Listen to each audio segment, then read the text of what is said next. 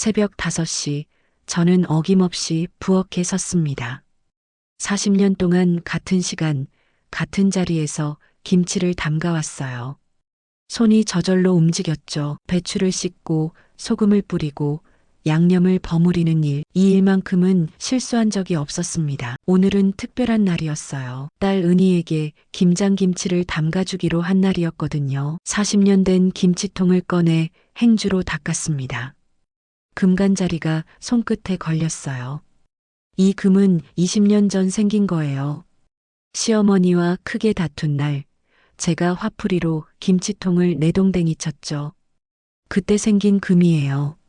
친정엄마가 시집 보낼 때 준 유일한 지참금이었습니다. 1985년 겨울, 엄마는 이 김치통에 김치를 가득 담아주셨어요. 정우가 혼수품이 변변치 않아도 이것만 있으면 어디서든 살 수 있어. 김치 담글 줄 아는 여자는 굶지 않아. 엄마의 그 말이 40년 동안 제 곁에 있었습니다. 전화기를 들었어요. 은희에게 전화를 걸었죠. 은희야, 엄마가 오늘 김장김치 담가서 가져다 줄게. 점심때쯤 갈게. 딸의 목소리가 망설이는 게 느껴졌어요. 엄마, 요즘 바빠서 나중에 오면 안 돼? 하지만 저는 이미 마음먹은 일이었습니다. 괜찮아. 금방 다녀올게. 문 앞에 두고 올 테니까. 김치통에 새로 담근 김치를 가득 담았어요. 무거웠지만 기분이 좋았습니다. 딸이 이 김치를 먹으며 엄마를 생각해 줄 거라고 믿었거든요. 40년 전 제가 친정엄마 김치를 먹으며 울었던 것처럼요. 버스를 탔습니다. 창밖으로 스쳐가는 풍경을 보며 생각했어요. 은희가 결혼한 지 벌써 10년이 됐구나. 시간 참 빠르네. 손자라도 있으면 좋으련만 아직 소식이 없어요. 가끔 은희에게 물어보면 엄마 요즘 애 안 낳고 사는 부부도 많아라고 말하더군요. 딸의 아파트에 도착했습니다.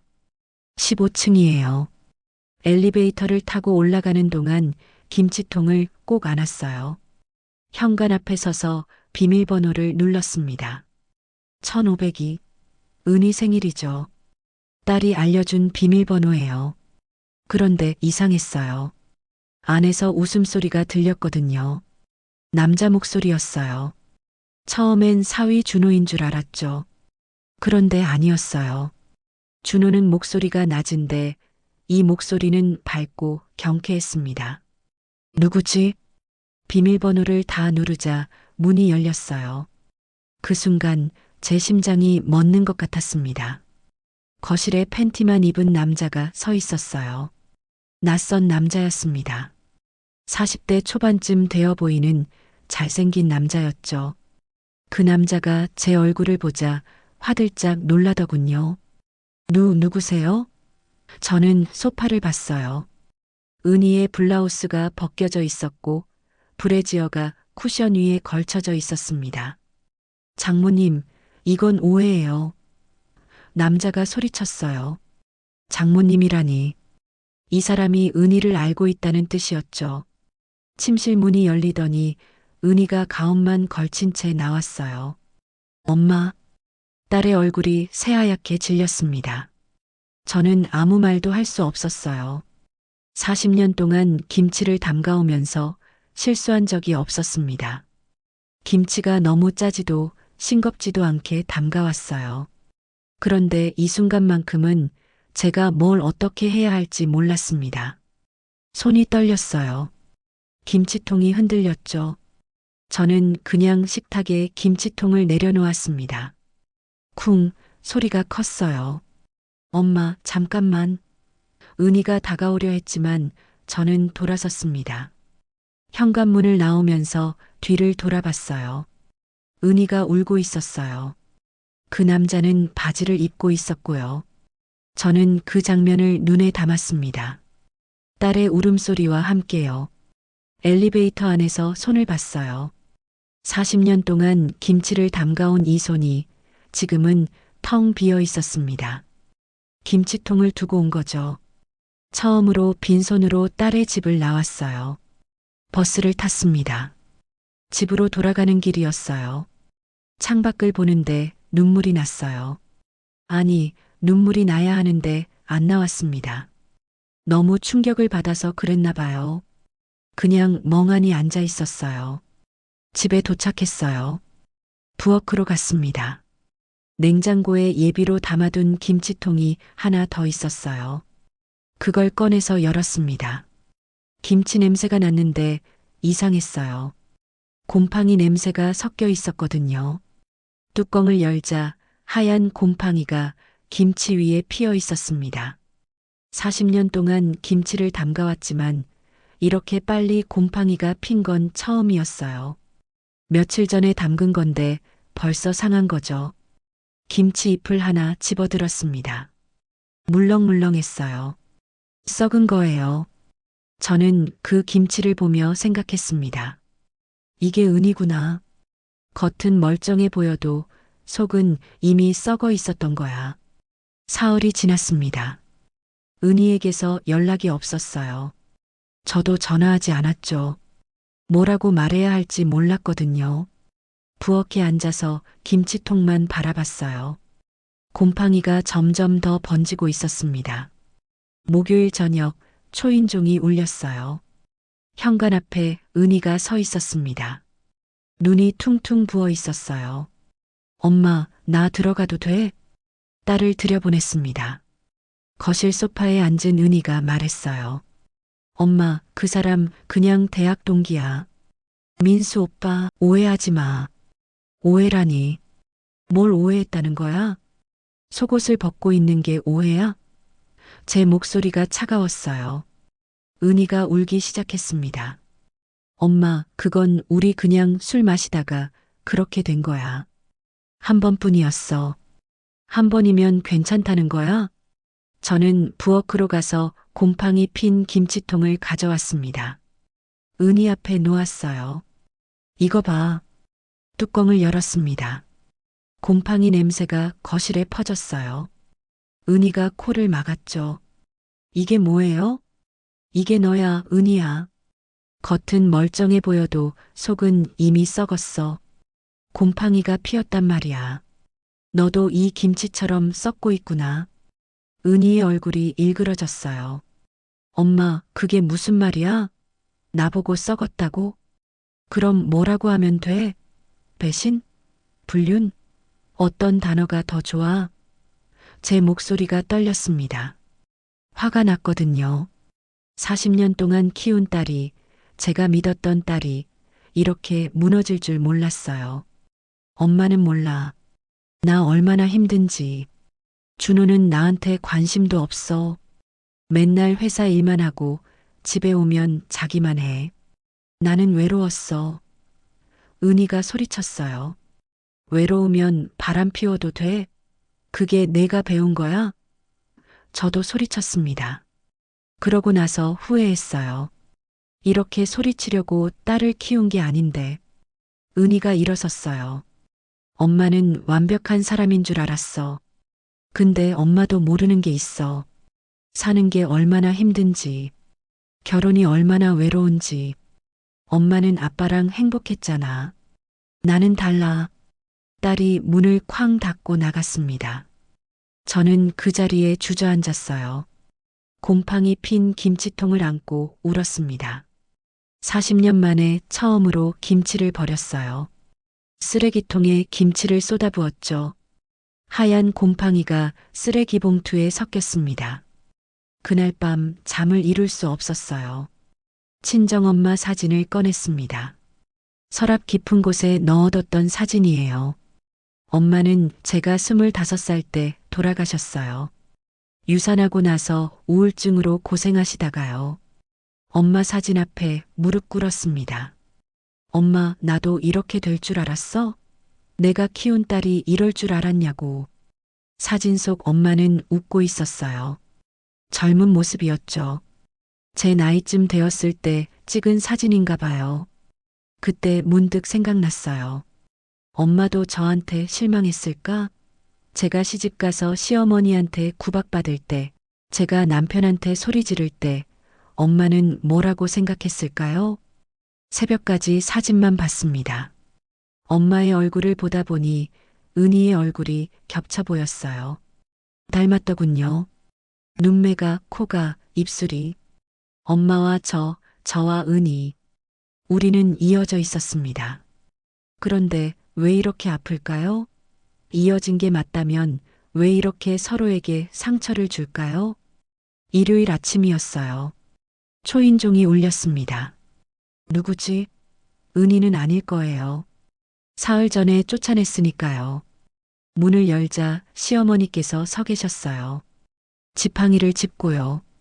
팔순이 넘으신 분이 혼자 버스를 타고 오셨어요. 놀라서 황급히 모셨습니다. 어머님, 왜 오셨어요? 전화하시지 그러셨어요. 시어머니는 거실 소파에 앉으셨어요. 숨이 차셨는지 한참 동안 말이 없으셨죠.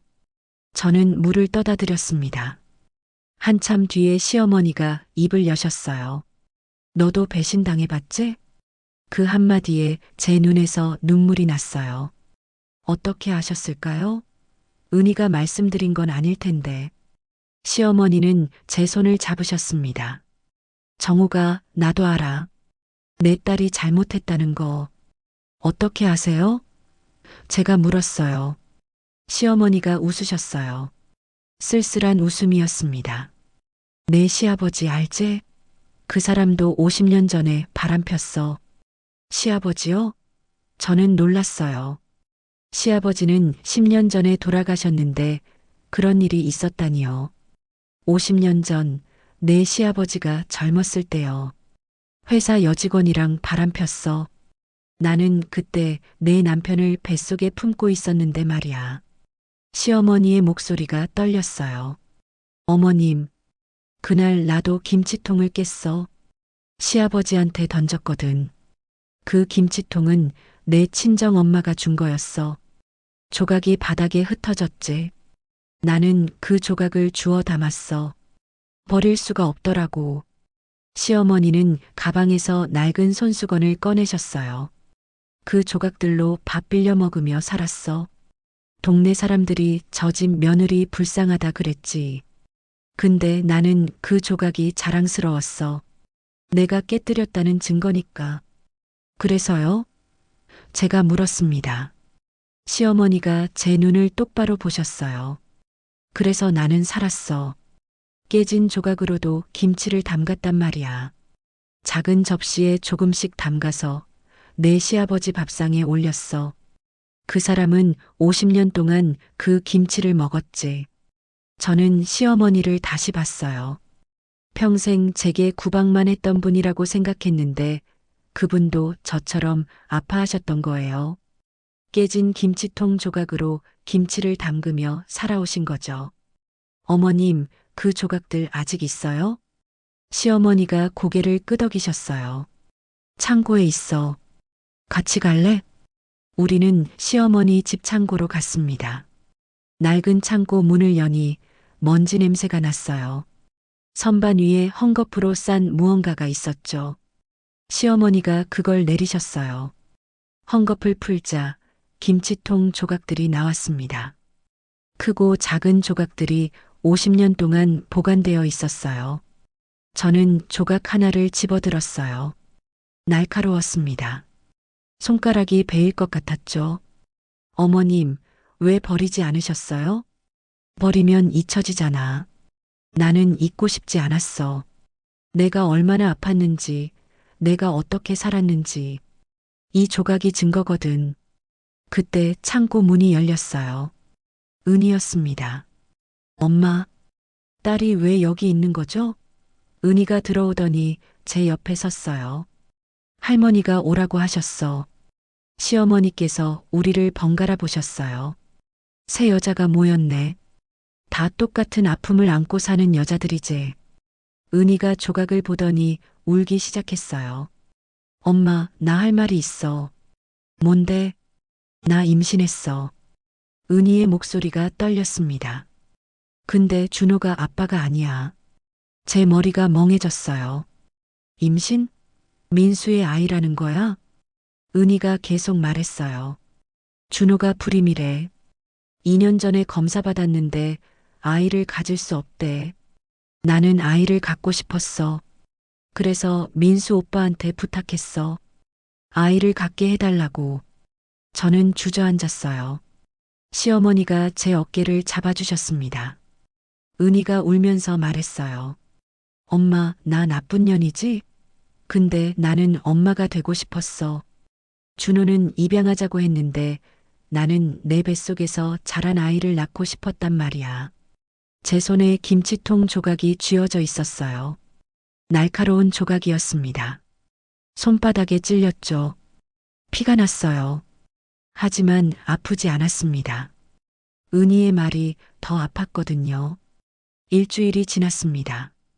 은희에게서 연락이 왔어요. 응급실에 있다고요.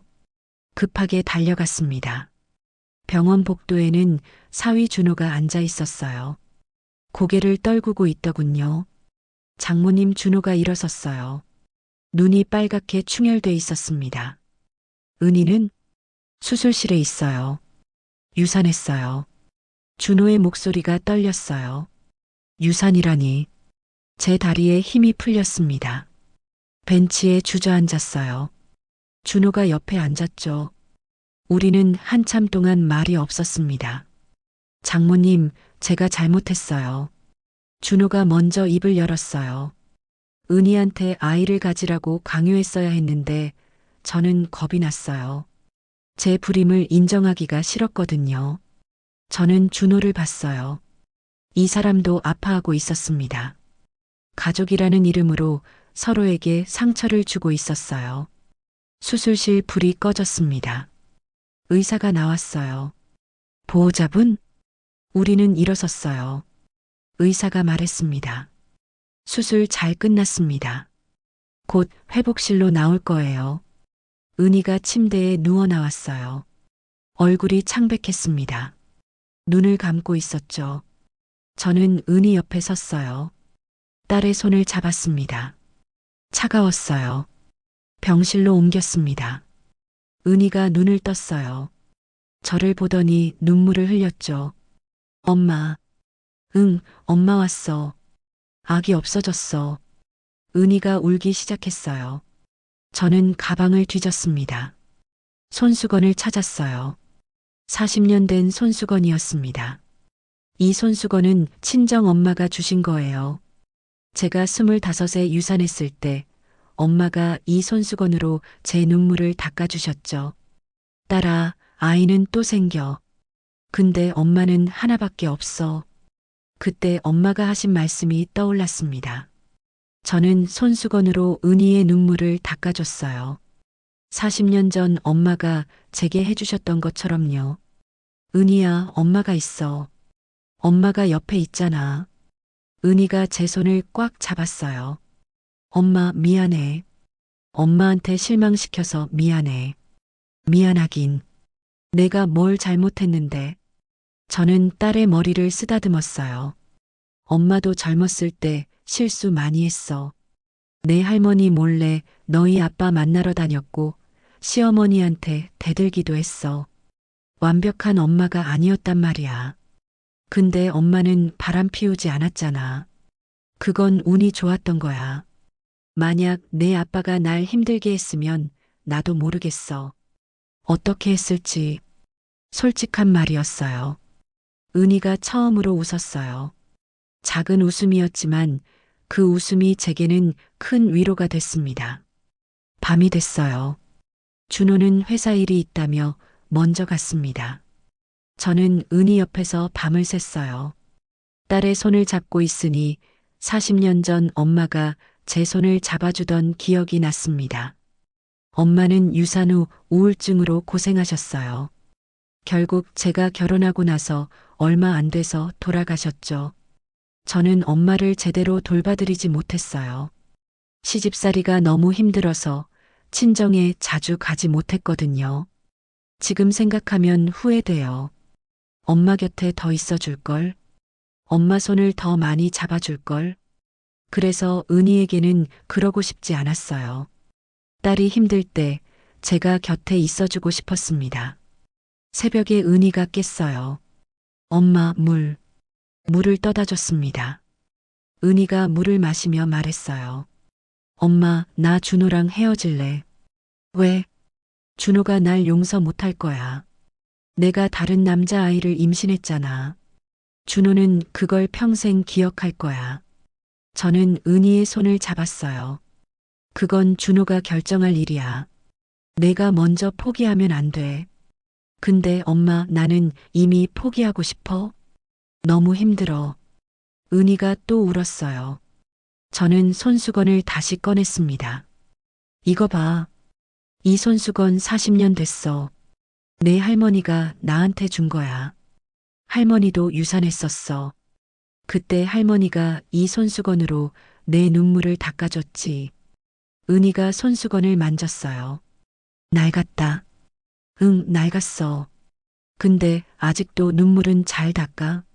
세월이 지나도 쓸모는 있단 말이야. 너도 마찬가지야. 실수했어도 너는 여전히 내 딸이고 은희는 결국 이혼했어요. 준호가 먼저 이혼을 요구했죠. 은희 씨, 나는 당신을 용서할 수 없어요. 미안해요. 그 말을 듣고 은희는 집을 나왔습니다. 제 곁으로 돌아왔어요. 처음 몇 달은 힘들었어요. 은희는 방에만 틀어박혀 있었고 밥도 제대로 먹지 않았습니다. 저는 매일 아침 은희 방문 앞에 밥을 갖다 놨어요. 은희야, 밥 먹어. 엄마가 김치 새로 담갔어. 어느 날 은희가 부엌으로 나왔어요. 엄마, 나도 김치 담그는 법 배우고 싶어? 그 말을 듣는 순간 눈물이 났습니다. 40년 동안 김치를 담가왔지만 은희에게 제대로 가르쳐 준 적이 없었거든요. 딸은 항상 바빴고 저는 혼자 담그는 게 편했어요. 그래, 가르쳐 줄게. 새 김치통을 샀습니다. 40년 된 김치통은 금이 너무 많이 가서 김치가 새기 시작했거든요. 시장에 가서 제일 큰 김치통을 골랐어요. 파란색이었습니다. 엄마, 이거 예쁘다. 은희가 김치통을 쓰다듬었어요. 그치? 엄마도 마음에 들어. 우리 이걸로 김치 담자. 일요일 아침 부엌에서 배추를 절였습니다. 은희가 옆에서 도왔어요. 엄마, 소금은 얼마나 넣어? 손맛으로 해. 이 정도면 돼. 제가 소금을 뿌리는 걸 보여줬죠. 은희도 따라했어요. 서툴렀지만 괜찮았습니다. 오후에 양념을 만들었어요. 고춧가루, 마늘, 생강, 멸치액젓, 새우젓. 은희가 물었습니다. 엄마, 이게 전부야? 응. 간단하지? 근데 이 간단한 게 제일 어려워. 비율이 중요하거든. 우리는 함께 양념을 버무렸어요. 은희의 손이 빨개졌습니다. 아, 맵다. 장갑 껴. 손 다쳐. 제가 고무 장갑을 건넸죠. 은희가 장갑을 끼고 다시 버무렸어요. 배추에 양념을 바르는 작업이 시작됐습니다. 제가 먼저 보여줬어요. 이렇게 배추 속잎 사이사이에 양념을 넣어. 너무 많이 넣으면 짜고 적게 넣으면 싱거워. 은희가 따라했어요. 처음엔 서툴렀지만 점점 나아졌습니다. 엄마, 이렇게? 응, 잘한다. 내가 이렇게 손재주가 있었구나. 우리가 김치를 담그고 있을 때 초인종이 울렸어요. 시어머니셨습니다. 지팡이를 짚고 오셨죠. 어머님, 어떻게 오셨어요? 제가 놀라서 모셨습니다. 김치 담근다며? 나도 거들어야지. 시어머니가 부엌으로 들어오셨어요. 은희가 인사했습니다. 할머니, 안녕하세요. 그래, 우리 은희 얼굴 좀 피었네. 이제 살만하가? 시어머니가 은희 볼을 꼬집으셨어요. 새 여자가 한 부엌에서 김치를 담갔습니다. 시어머니는 양념을 더 넣었어요. 이래야 맛있어. 요즘 사람들은 김치를 너무 싱겁게 담가. 어머님, 그럼 짜요. 제가 말했죠. 짜야 오래가. 싱거우면 금방 상해. 시어머니가 웃으셨어요. 은희가 끼어들었어요. 할머니, 엄마 싸우지 마세요. 우리 그냥 적당히 담가요. 우리는 웃었습니다. 부엌에 웃음소리가 가득했어요.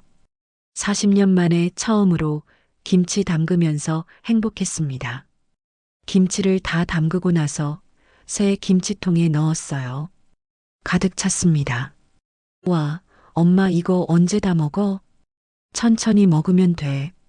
김치는 급하게 먹는 게 아니야. 익으면서 맛이 깊어지거든. 시어머니가 김치 하나를 집어 드셨어요. 이제야 내 김치 맛이 났다. 어머님 맛있어요? 제가 물었습니다. 응, 40년 만에 제대로 된 김치 맛이야. 전에는 뭔가 부족했는데 이제는 딱이네. 뭐가 달라졌을까요? 재료는 똑같았어요. 소금도 고춧가루도 멸치액젓도 전과 같았습니다. 그런데 맛이 달라졌다니. 은희가 도와줘서 그런가 봐요. 제가 말했습니다. 그럴 수도 있지. 김치는 혼자 담그는 게 아니야. 같이 담가야 맛있어. 시어머니가 은희 어깨를 두드리셨어요. 저녁을 함께 먹었습니다. 세 여자가 식탁에 둘러앉아 밥을 먹었어요. 새로 담근 김치를 꺼내 먹었죠. 아직 익지 않아서 아삭했지만 맛있었습니다. 엄마, 김치 맛있다. 은희가 말했어요. 그래, 다행이다. 근데 엄마, 40년 된 김치통은 어떻게 할 거예요? 은희가 물었습니다. 저는 서랍을 열었어요. 거기에 40년 된 김치통 조각들이 있었습니다. 금이 가고 깨진 조각들이요. 버릴 수가 없어서 보관하고 있었어요. 이거 말이야? 제가 조각 하나를 꺼냈습니다. 응, 그거 왜 아직 갖고 있어요? 버릴 수가 없더라. 이게 엄마 인생이거든. 저는 조각을 만지며 말했습니다. 이 금 하나하나가 엄마가 살아온 증거야. 너를 낳았을 때 생긴 금, 시어머니랑 싸웠을 때 생긴 금, 내 아빠가 아팠을 때 생긴 금. 다 여기 있어. 은희가 조각을 받아들었어요. 엄마, 이거 아프겠다. 날카로워. 응, 아파. 근데 그 아픔도 내 거야. 버리면 잊혀지잖아. 시어머니가 끼어드셨어요. 나도 조각 갖고 있어. 50년 된 거. 근데 요즘은 잘 안 봐. 볼 필요가 없어졌거든. 왜요? 은희가 물었습니다. 새로운 김치통이 생겼으니까. 옛날 조각은 기억으로만 남겨두면 돼. 손으로 만지작거릴 필요는 없어. 시어머니가 새 김치통을 가리키셨어요. 저는 시어머니 말씀이 맞다고 생각했어요. 40년 된 조각을 매일 만질 필요는 없었습니다. 기억하되 잡지 않는 거죠. 엄마, 그럼 이 조각들 어떻게 할 거예요? 은희가 물었습니다. 그냥 여기 둘 거야. 서랍 깊은 곳에.